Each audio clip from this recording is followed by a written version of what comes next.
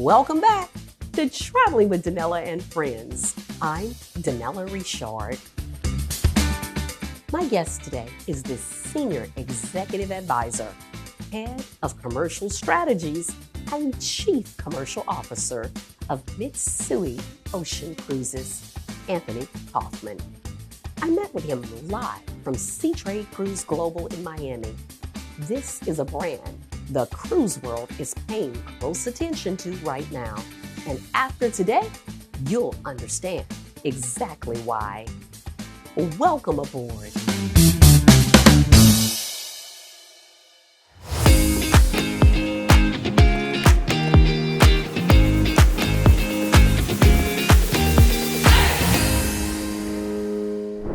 I am here with Tony Kaufman from Mitsui Ocean Cruises.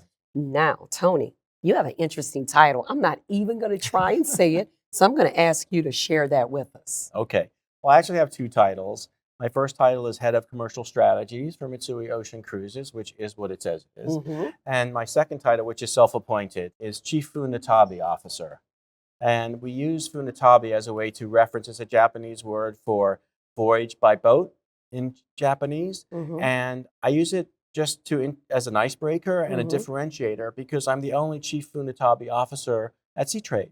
No one else can have that title because no one else works for a Japanese company that's here, right? All right. So that's just kind of like a segue into how different we actually are and how different our experience is on our ship. So it's just kind of like a tongue-in-cheek. Well, I love that. Well, tell us, I want to go back. Let's go way back. Way back. Right? Not too way back. Where did you grow up? Oh, well, great question. I grew up in London, England. Really? Yes. My dad was English. My mom is American. Yes. And they met out here when my dad was doing business as an agent, kind of like a TV agent for the ITV television company in England. And they met. They went back to England where my dad's headquarters was, and they raised a family in England. I lived there for the first 12 years of my life. And then we immigrated. Always a lifelong dream of my dad's to come back to LA at some point in time. We have family here. And so we immigrated back to Los Angeles when I was 12.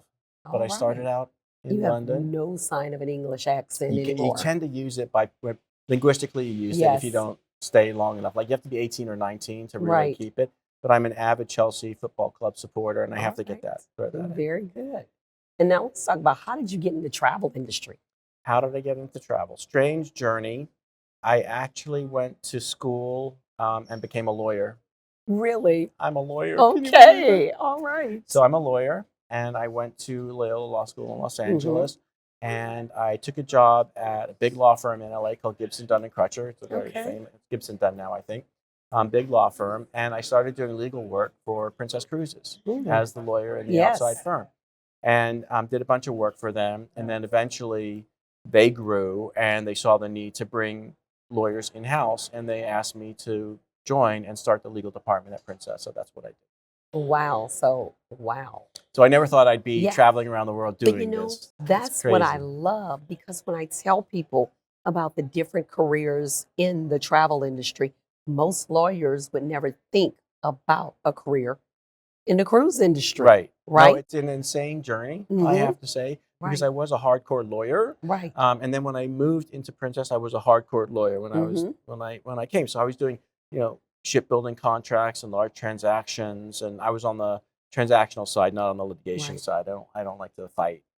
So doing all those kinds of things. And if you want me to go through my journey real quick, I was a lawyer for many years, and Princess was a part of a British company, by the way, called P&O, and they split off the cruise division. And I became the general counsel of what was called P&O Princess Cruises, PLC. I moved to London for 3 years. Just coincidentally, I was born there, and I got to move back and bring my family. That was awesome. And I was a general counsel, and then we went through this crazy flirtation with Royal Caribbean. We were going to merge with them, and then Carnival came in and decided that wasn't going to happen. So we ended up merging with Carnival. And so I kind of worked my way out of a job because they had a general counsel. So then I moved back to Princess and started going into the commercial side of the business. So I still did law and big transactions, but I became head of onboard revenue. I became head of purchasing and logistics. And then I took on other roles in the company, Mm-hmm. shore operations and Mm-hmm. shore destinations and port, those terminals, those kinds of things. And then finally, well, not finally, but Princess decided at one point they really want to expand into Asia. Yes. And so, not meaning that they brought ships and they flew people to Asia, but actually home porting ships in Asia for the local source markets. So we started home porting ships in Taiwan, Japan, and China, and also Singapore. And they needed somebody to run that entire operation and develop the Asia business. And that's when I dropped everything and I became head of international for Princess Cruises. Did you have to move to Asia, or you I were didn't able have to move to Asia. We Excuse me. ended up purchasing a number of companies that were already selling our products across 6 different countries in Asia. But I also kind of needed to manage the product side to make sure the product matched the source market. So that was in the headquarters in Los Angeles. So I stayed in Los Angeles, but did a heck of a lot of travel back and forth to all the different markets to set that up. Very interesting. Really fun. So that's kind of what set it up and kind of, yes, made a natural alignment for this opportunity with Mitsui. With Mitsui, that's right. So what happened was I actually ended my oversight of Asia and I became an executive at Honda America Group / Carnival. And then COVID came. Yes. And I actually was the incident commander for the Diamond Princess COVID incident. I don't know if you remember gonna bring it that. up, but you if can bring you want it to up, talk about it's fine. That's a separate podcast, though. Right, exactly. That's crisis management. So, but anyway, I did that. And then COVID came and changes were made and I left Carnival. Right. But I had established a number of relationships in Asia, including with Mitsui and a very nice man called Naohiko Yamaguchi, who I met and we talk often when I was in Japan. And he called me and said, "Hey, we're looking for our next steps, and we'd like you to help us figure out what our strategy should be going forward." So they had the one ship Nippon Maru. It was aging out. They didn't know whether to just get out of the cruise business altogether or whether or not they wanted to grow. Right. And so I sat down with them and their senior executives, and we made a proposal. And they decided to try and grow the business, just like the rest of the world is growing the cruise business. Right. And so we started investing in new ships, and that's where we are today. All right. So you went from the one ship, investing in new ships, and now you have a brand. Now we have a brand. More than just ships. More than just one ship. So now we created the Mitsui Ocean Cruises brand, and we have Mitsui Ocean Fuji, which was the first ship. Nippon Maru is being retired this May, very soon. And then Seabourn Sojourn, which is the second ship we bought, will be renamed Mitsui Ocean Sakura. And so we'll have Mitsui Ocean Fuji, Mitsui Ocean Sakura, and that will be our kind of base of 2 ships. Okay. In Japan. So you're here at Seatrade. What are some of the things you want, or the exciting news, information you're sharing about what you guys are doing, whether it's about the ships, whether it's about the itineraries? What's the message? Well, the message, I just came from the Asia panel. So we had a great discussion about Asia and how we can drive more business to Asia generally. Yes. And then I was asked about Japan and why Japan is growing and why it's such a phenomenal place. Right. And, Japan has really taken off as a destination and a bucket list destination for many people around the world now, including the U.S., where previously it was a little bit mysterious and people weren't ready to venture out, I think, to such a exotic destination. Now, Japan is among the top bucket list destinations, and it is and people who go there never have a bad time. If you've never been, it's just an amazing experience to step into a completely different culture, and there's just so many things that the Japan culture has to offer. If you think about everything from the obvious, like sushi rice and zen, and all the amazing things.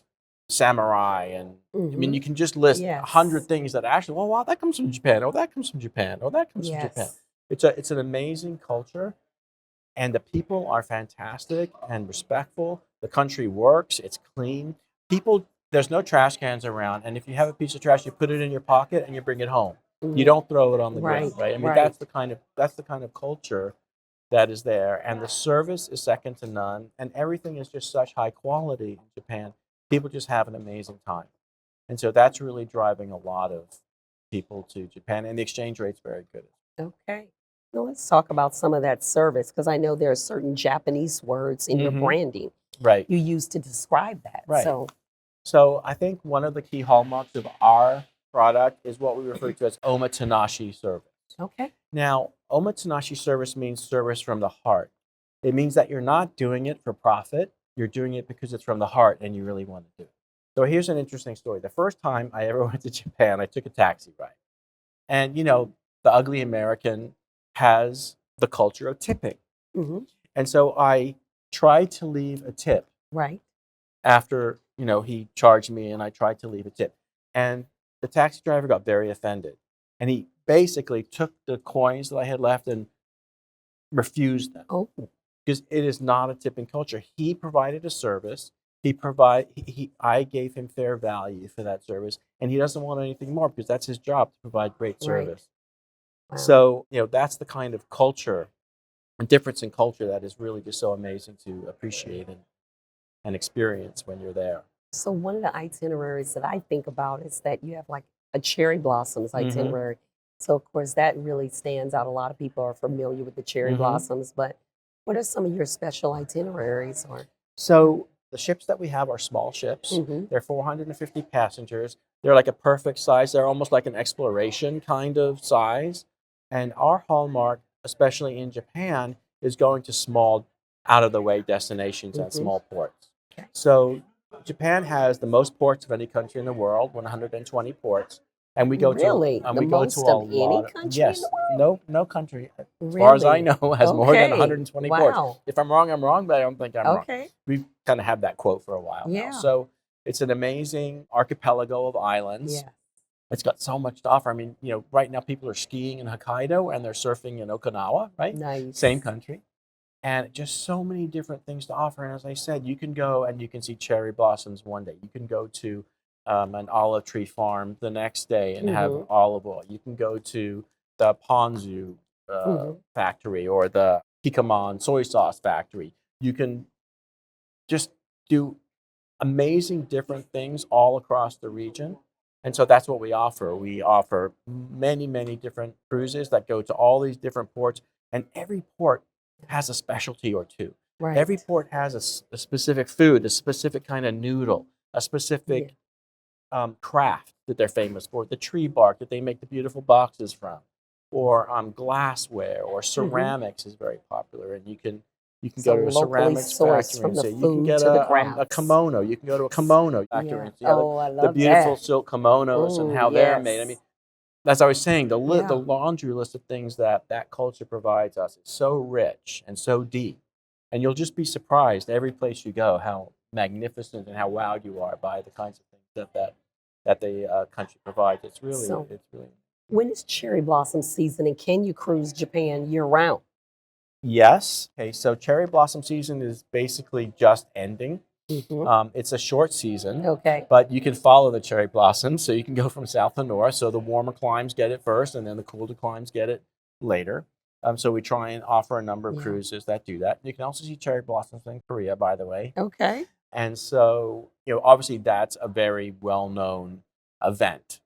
But it's short, but you can definitely go there and see the beautiful cherry blossoms all over the place, and it is very popular.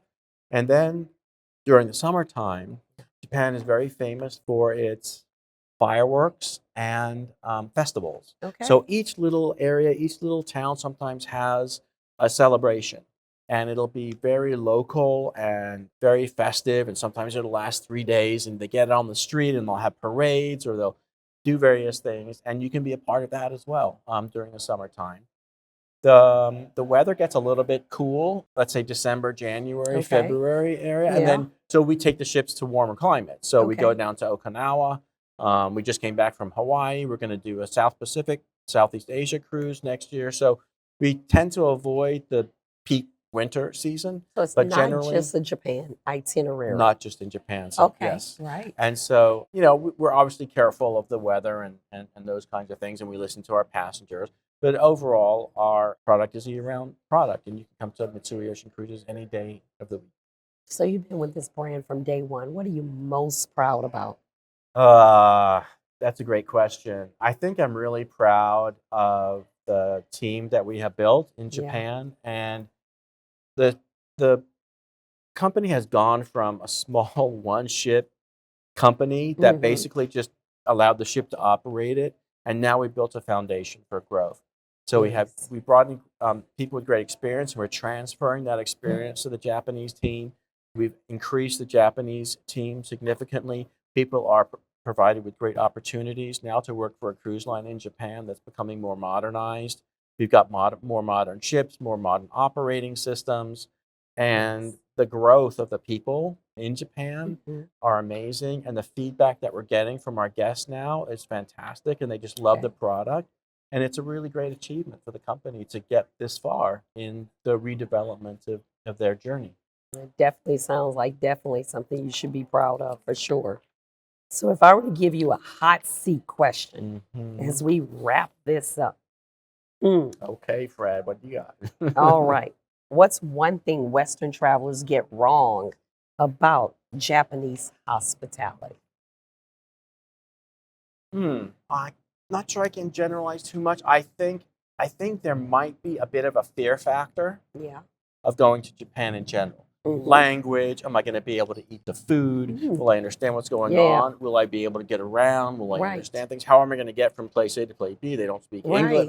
And so I think there's like that barrier, that fear factor of Japan. And I will tell you that we have removed those barriers at Mitsui Ocean Cruises. It is the best way to see Japan. So think about it. We speak English on board.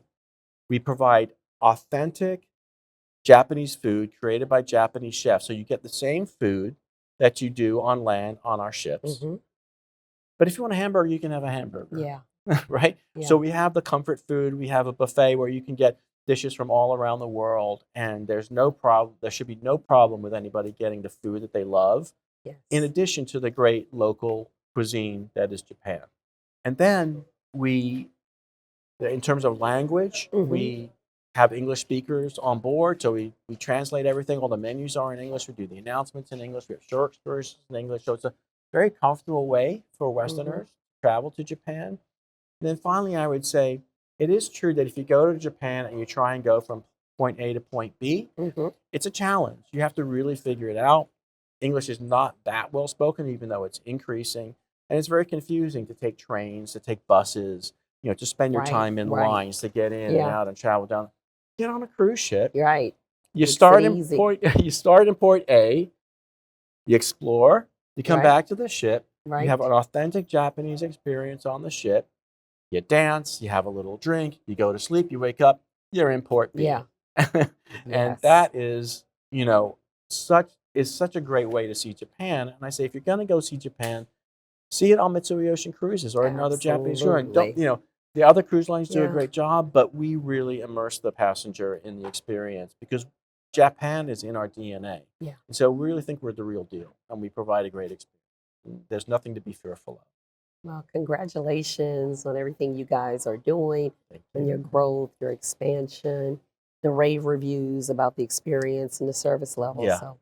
Great job. Well, thank you. It's not me, it's the team. And trust, I think that the executives of Mitsui Ocean Cruises had in us to be able to bring them this far. And, hey, the sky's the limit. There's plenty more passengers in Japan that we want to reach. And thank you very much for inviting me and getting the word out. And we definitely appreciate that.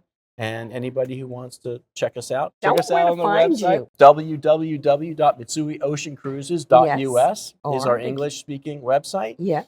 And they can call a travel advisor as well. They can call a travel advisor. Yes. The travel advisor may not never heard of us, but just be persistent. You would be surprised. You just had someone who was a travel advisor and media who told you, yes. They have. So you guys are getting the word out. We are trying to get the word out. We are a new cruise line, though, so it might take some digging if you have a preferred travel agent that you want to work with who hasn't heard from us. But please be persistent. Never give up. And we are available, to try us out. And so we hope people do. And we hope you join us as well. Absolutely. Hey, I'm coming to Japan. Looking forward to it. Well, you let me know. All right. We'll make sure we can do another podcast from the beautiful inland sea of We'll Japan. do the TV show from there. Sushi. It's going to be even better. Okay. So I'll see you on board. You're the boss. All right. Thank you, Tom. Anthony Kaufman, Senior Executive Advisor, Head of Commercial Strategies, and Chief Commercial Officer of Mitsui Ocean Cruises. The travelers who discover this brand first are going to feel like they found something the rest of the world hasn't caught up with yet. Links and everything you need are in the description. Anthony, thank you for the introduction you gave our audience today. They won't forget it. If this conversation added value to your day, subscribe, leave a comment, and share this episode with someone in your world who loves travel. It's the best way to help this show grow. So, until we travel again, keep exploring, keep growing, and I'll see you on the journey.